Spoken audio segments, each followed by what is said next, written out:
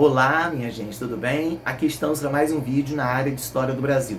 E dando prosseguimento ao vídeo que nós vínhamos falando anteriormente, o período que nós estamos trabalhando é a chamada República Populista, período da história do Brasil compreendido entre 1945, com a queda de Getúlio Vargas, até o golpe militar de 1964.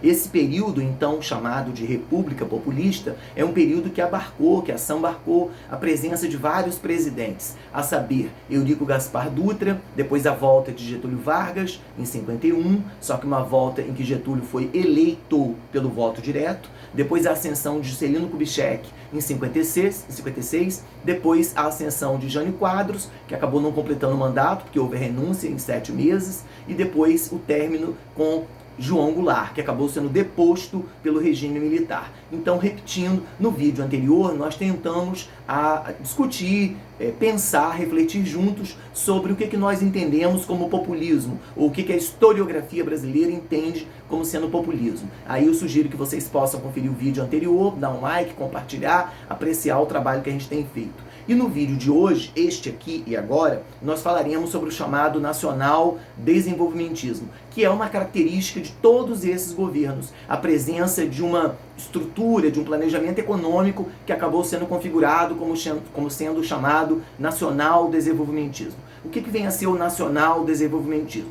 Todo um discurso e toda uma prática que começava então a apontar para a ideia de que o único caminho para o desenvolvimento do Brasil era fazer investimento maciço, nos setores industriais, nos setores tanto do bens de consumo duráveis, como destacadamente o setor, por exemplo, de automóveis, como também o chamado setor de bens de produção, outrora chamado de indústria pesada. Aí eu estou falando de siderurgia, metalurgia, petroquímica, refinaria de petróleo, tudo isso era entendido mais ou menos assim. Como é que o Brasil iria se desenvolver? Como é que nós iríamos alargar nossos passos no que diz respeito ao crescimento capitalista internacional se nós não tivéssemos uma indústria de base também? Se nós também não tivéssemos uma indústria estruturalmente necessária para alavancar tanto o setor do agronegócio como as outras indústrias. Não haveria cabimento, não haveria possibilidade de estruturar-se um desenvolvimento se nós não tivéssemos energia elétrica, se nós não tivéssemos uma malha mínima de infraestrutura rodoviária, de infraestrutura em aeroportos e até mesmo portuária. Então são grandes investimentos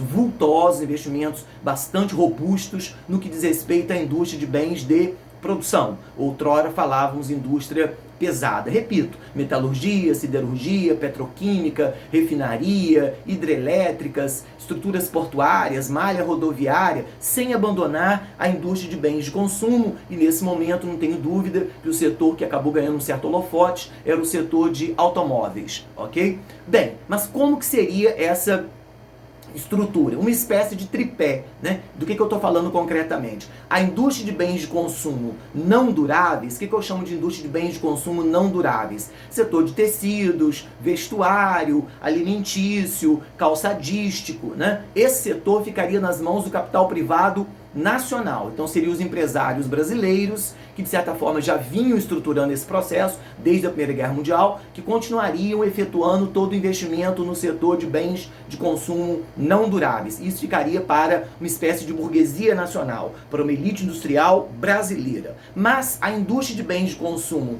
duráveis, e aí eu estou falando de eletrodomésticos e o próprio setor de automóveis, isso ficaria cedido ou poderia ser autorizada a presença do capital privado estrangeiro. Então, de algum modo, a gente começa a observar que empresas como a General Motors, empresas como a Ford, a alemã Volkswagen, começam a entrar no Brasil no final dos anos 40 e destacadamente nos anos 50, na ideia de que eles teriam esse papel bastante importante, bastante significativo de alavancar o setor de bens de consumo duráveis no Brasil. Nós não tínhamos como não participar dessa nova engrenagem de um capitalismo mundial cada vez mais dinâmico pós-Segunda Guerra Mundial, liderado, obviamente, pelos Estados Unidos, se nós não tivéssemos uma capacidade mínima de competição. Capacidade de competição é a competitividade. E para ter essa competitividade, precisaríamos alargar também o setor de bens de consumo duráveis, que ficaria então autorizada, insisto e repito,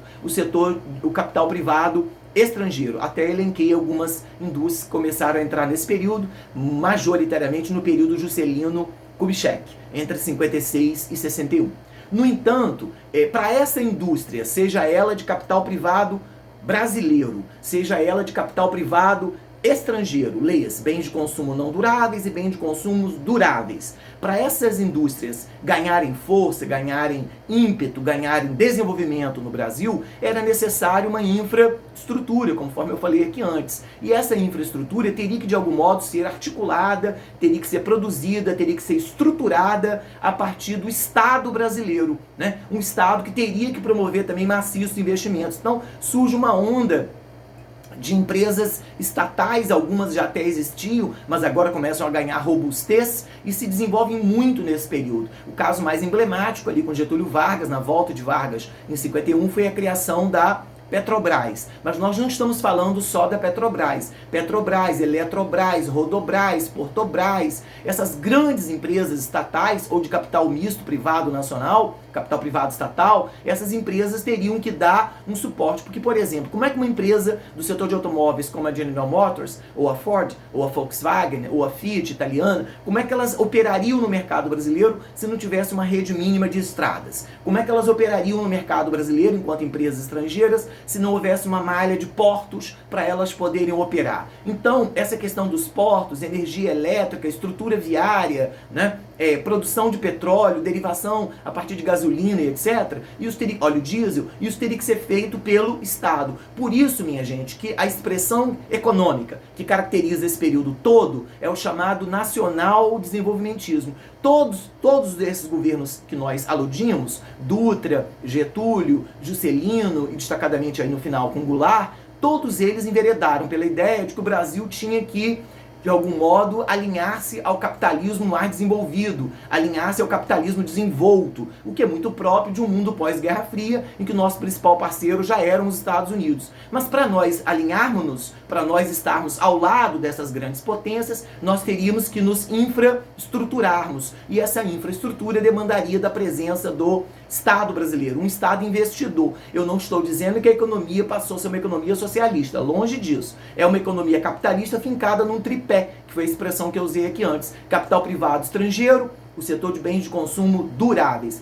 Capital privado nacional, o setor de não duráveis. E o capital estatal, com a chamada indústria de bens de produção. E aí nós conseguimos compreender que, por exemplo, com Eurico Gaspar Dutra, o plano SALT, o nome era isso, o plano econômico SALT, saúde, alimentação, transporte e energia. Observe, saúde e educação, algumas coisas assim, ficam para depois, né? Mas alimentação também. Mas transporte e energia está dando já a dimensão de que o investimento ia ser na malha rodoviária, ia ser em energia. Com Getúlio Vargas, a ideia, o projeto síntese era a criação da Petrobras. E talvez o mais emblemático tenha sido o plano de metas com Juscelino Kubitschek, né, gente? A criação de Brasília, múltiplos empregos, né, uma geração de renda para dentro do país, a criação do GEICOM, Grupo de Indústria da Indústria Automobilística, do setor de construção naval, GEIA, GEICOM, GEIA eu me perdi um pouquinho, GEIA, Grupo de Estudo para a Indústria Automobilística, GEICOM, Grupo de Estudo para a Indústria de Construção Naval. Então, de algum modo, veja isso, construção naval, automobilístico,